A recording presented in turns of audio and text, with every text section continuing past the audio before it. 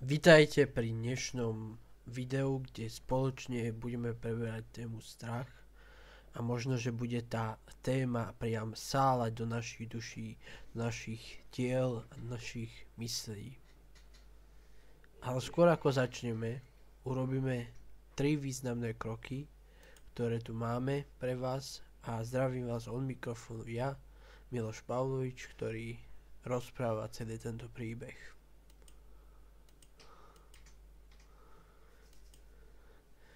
Takže strach nás prevádza už od počiatku vekov. Čo hovorí na to Wikipédia? Poďme sa na to spoločne pozrieť.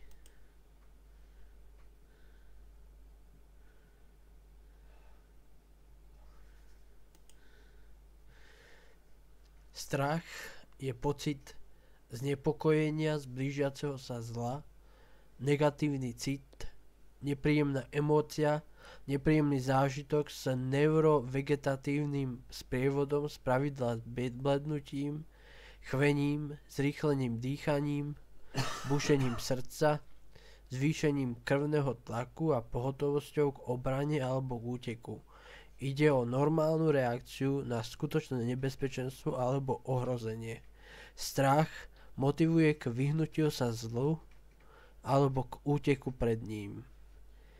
Kde to nie je možné, tam sa často strach mení na agresiu. Ako by sme mohli definovať strach? Strach môžeme definovať aj ako emóciu, ktorá sa v nás ozve vtedy, keď sa nachádzame v nebezpečenstve. Emócia, ktorá nás upozorňuje na nebezpečenstvo. Strach je naučená reakcia človeka, nevrodená. Vo svojom pozitívnom zmysle nás môže strach podnecovať k lepším výkonom, k prekonaniu svojej pohodlnosti alebo samého seba. Strach sa vyvíja s vekom, od jednoduchých úlakových reakcií kojenca k reakciám na zložitejšie situácie, neznáme prostredie, nečakaný zmyslový podnet. Strach sa postupne spája s prežitými skúsenosťami a viacej sa viaže na predstavivosť. Hoci strach je obyčajne predmetne orientovaný, môže vzniknúť aj bez predmetu zo svojho fyzicko-psychického základu. Takže toto je ten strach, ktorý tu u nás sála v tomto štúdiu, kde budete môcť ešte viac nadobudnúť toho strachu a trocha sa začať obávať, báť, čo samozrejme budem vysvetľovať v ďalších snímkoch, slajdoch. Skôr ako začneme, urobte 3 významné kroky. V popise videa máte všetky kontakty na TikTok, platformu na YouTube. YouTube môžete dať odber práve teraz a na Facebook v rámci skupiny Príbehy FB tiež máte kontakt v popise videa. Ešte si poďme zopakovať tých 20 asociácií na tému strach.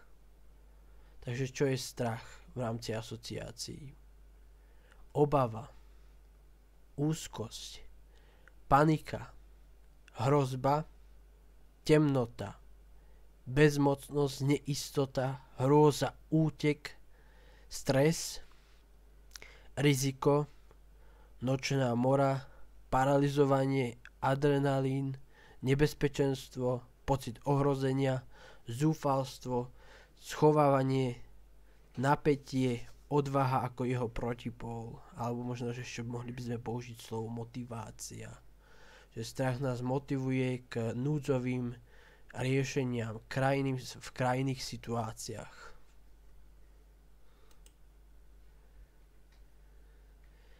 Témy o problematike strach, takže načrtnime si to, akým spôsobom by mal vyzerať mesiac plný strachu a prekonávania strachu, pretože nechcem dávať len strach na ten zreteľ, ale aj to prekonávanie strachu, ktoré je podstatné, ak sa chceme dostať zo šlamastík a nechceme skončiť v psychických problémoch. Takže prvý týždeň a možno, že ešte aj druhý týždeň budeme rozprávať o strachu ako všeobecnosti, o tom, čo strach môže vyvolávať, aké strachy poznáme a podobné informácie, ktoré sa dozviete len v rámci skupiny Príbehy FB alebo na kanáli Strom poznania. Tretí týždeň bude venovaný strachu, ktorý nás obklopuje, ktorý istým spôsobom zasahuje do nás, takže budeme to viac brať z takého psychologického hľadiska. A posledný týždeň bude sprevádzaný motiváciou, ako strach prekonávať, akým spôsobom sa zlepšovať, ako si to zadeliť tak, aby sme ten strach mali len minimálne. Tak začneme takým termínom brainwashing, čo napojíme sa na televíziu a strachy z televízie, ktoré nás istým spôsobom pripravujú o naše duševné, prípadne aj fyzické zdravie, čo môže mať za následok trvalé poškodenie, povedzme psychiky alebo fyzického zdravia. Takže brainwashing. Čo je brainwashing? Poďme si to prečítať. Brainwashing, doslova vymývanie mozgu. Iné názvy: vymývanie mozgu, vymývanie mozgov.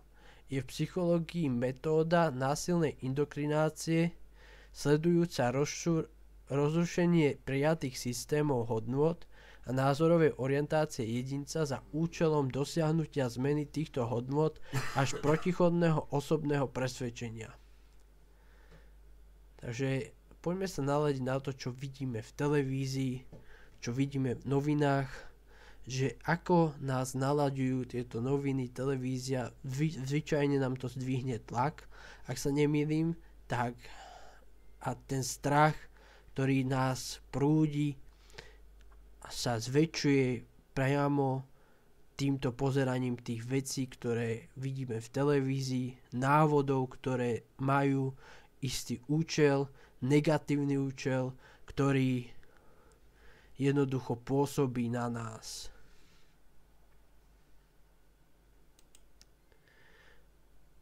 Takže prezentácia médií. Tie médiá v nás vyvolávajú strach. Kdekoľvek pozrieme, kdekoľvek otvoríme noviny, bulvárny plátok, prípadne a televízne správy, tam nás nachádza strach a častokrát veľa negatívnych emócií, akými sú úzkosť, obava o našich najbližších, čo sa s nimi stane, čo bude mať následky a podobne. Takže toto je s tým strachom spojené. Toto sa naučíme prekonávať, aby sme sa menej báli a viac boli odvážni. Takže prezentácia médií. Správy a informácie rútiace sa priamo na nás. Informácií, ktorých je dostatok, priam nadmerné množstvo, ktoré sa valí z každej jednej strany na nás a vytvára v nás chaos. Ak sa vieme v tomto orientovať, tak sme jednoducho, by som povedal takýmto spôsobom, že bohovia.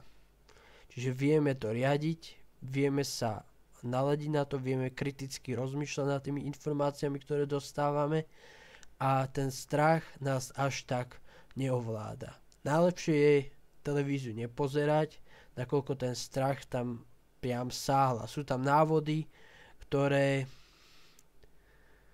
nás podnecujú k činom. Čiže toto je veľký problém televízie, médií, ktoré nám dávajú inšpiráciu a návody na to, čo sa deje doma či vo svete. Takže správy z domova. Čo môžeme vidieť doma? ako strach, ktorý sa nás týka, priam dotýka toho s tým najzreteľnejším javom. Vidíme zbrojenie. Neznáme vakcíny, ktoré sú vyrobené za 5 minút 9. Vojny, či už občianske vojny, alebo vojna na Ukrajine, alebo vojna v Palestíne, všetko má na nás veľký a obrovský dopad. Toto sú naše strachy, ktoré sa môžu dostať aj priamo k nám domov. Ktoré sa vlúpajú a neobzerajú sa, či je to mladý človek, či je to dospelý jedinec, alebo či to je staršia osoba. Je to všetko naprogramované, aby nás to vydesilo. Vidíme dennodenne vraždy, ktoré sa dejú či už za našimi hranicami, alebo v našich končinách, blízko našich domovov. Potom vidíme politikov, ktorí buď to zavádzajú klamu, alebo nám dávajú zlé správy, ktorým musíme my sami bohužiaľ čeliť.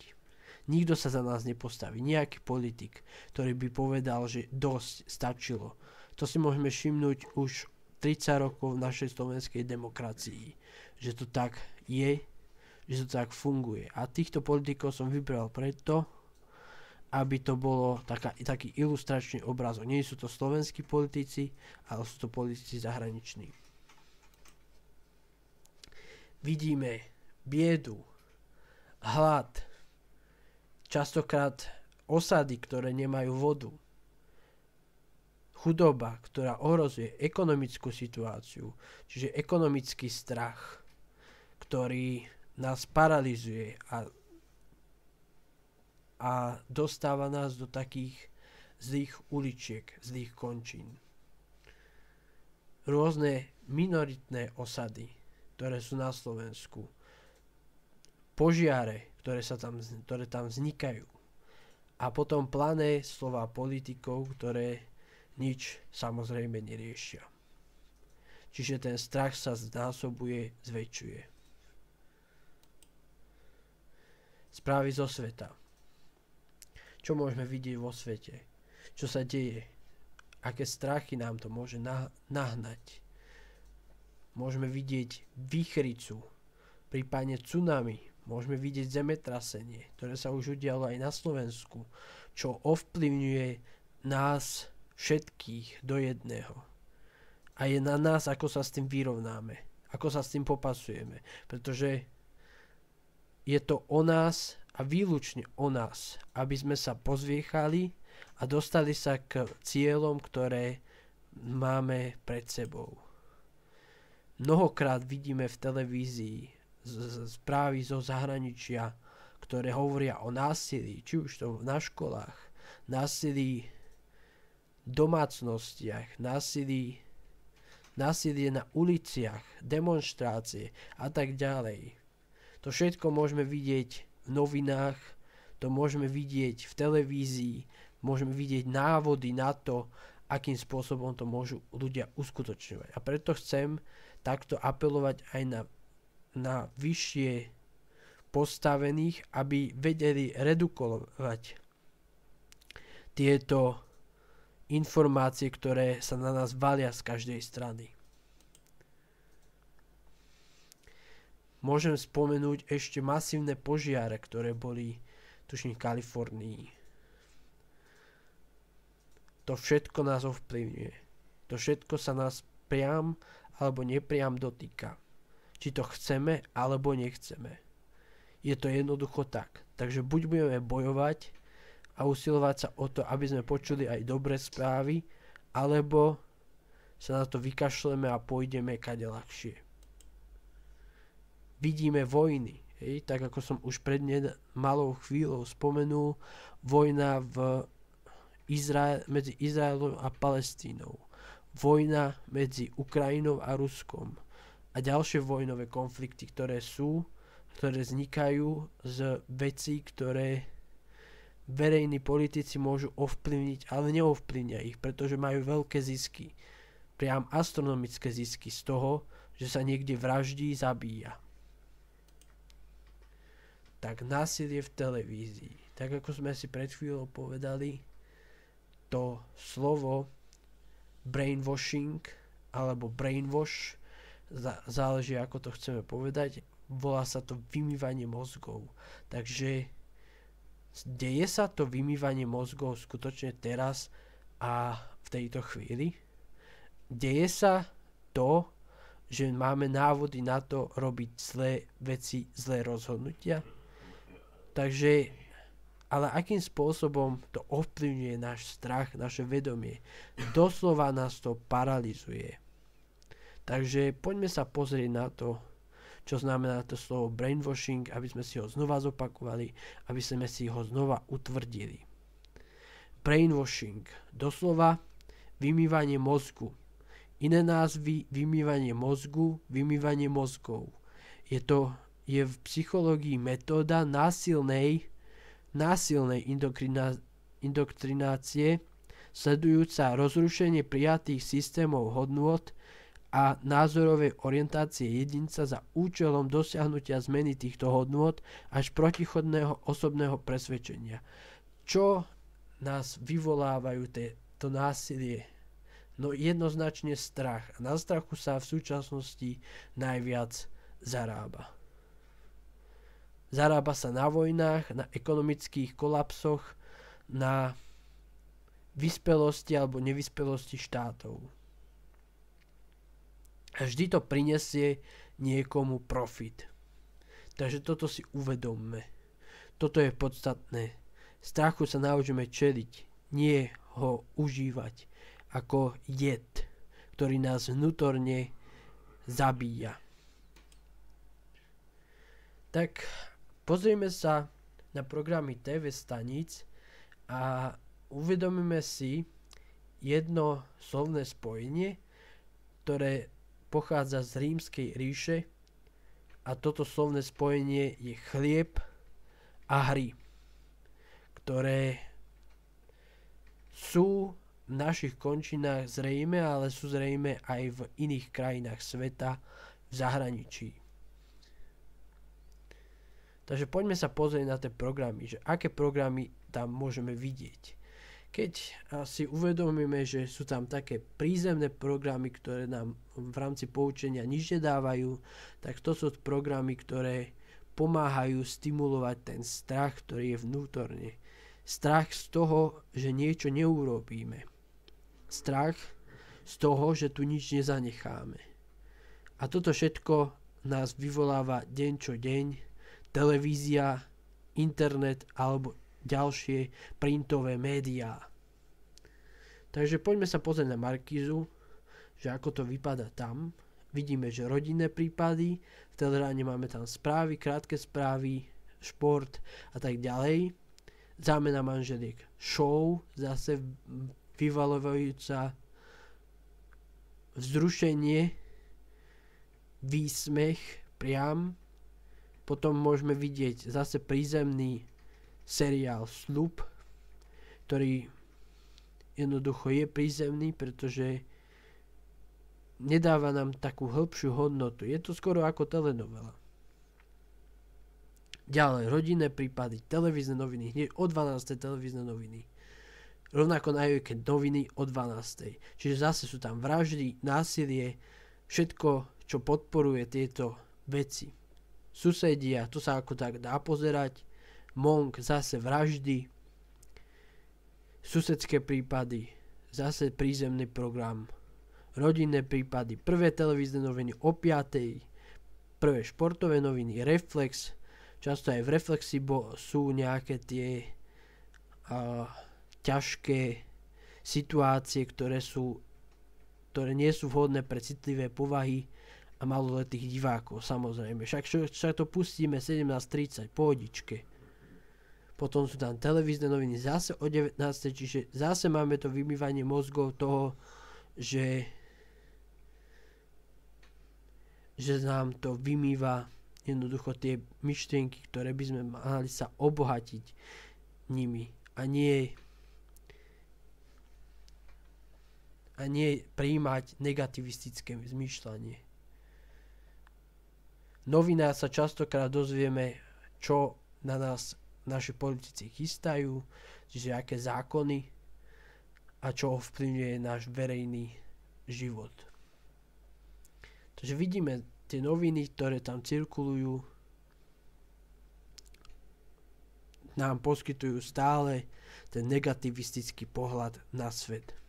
I keď sem tam sa nájde perlička, čerešnička na torte, že tam dajú len nejakú takú jednu, dve pozitívne správy, ktoré sa ten deň udiali. A väčšinou sú to havárie,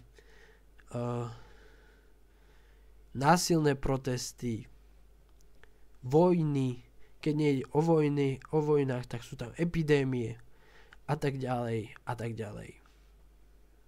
Čiže toto všetko nás ovplyvňuje, naše myslenie, našu psychiku, to, čím sme a kým sa chceme stať. A zase vidíme, tu je tuším pluska, moja mama varí lepšie ako tvoja, to je jednoducho show, na ktorej sa máš zabaviť a väčšinou to nie je o varení, ale skôr o hadaní sa medzi jednou rodinou a druhou rodinou alebo medzi rodinou navzájom. Takže vidíme Nemocnica, ďalší prízemný seriál, ktorý je z zdravotníckeho prostredia. A Gajsenovci, hej, aby vytvárali, živili v tých ľuďoch takú tú závisť. Áno, šéfe, ďalší show, ktorá nás má zabaviť, ale viac je to o hádaní ako o normálnych veciach a tak ďalej a tak ďalej. Vidíme tuto ďalej.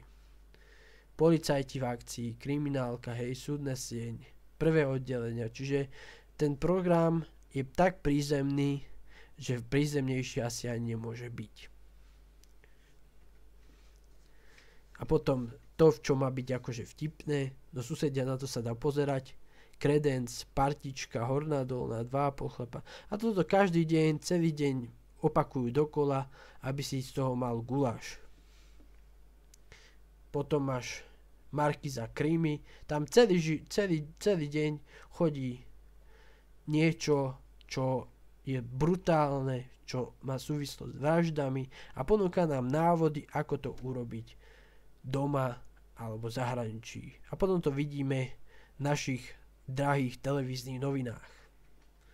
Takže poďme obmedziť tieto prízemné programy, poďme obmedziť televíziu vysielajúcu násilie a podobné veci. Potom, že máme mnohý strach, že sa mnohí bojíme, že ako dopadne naša rodina, ako dopadne tá či oná rodina. A to ovplyvne celé generácie.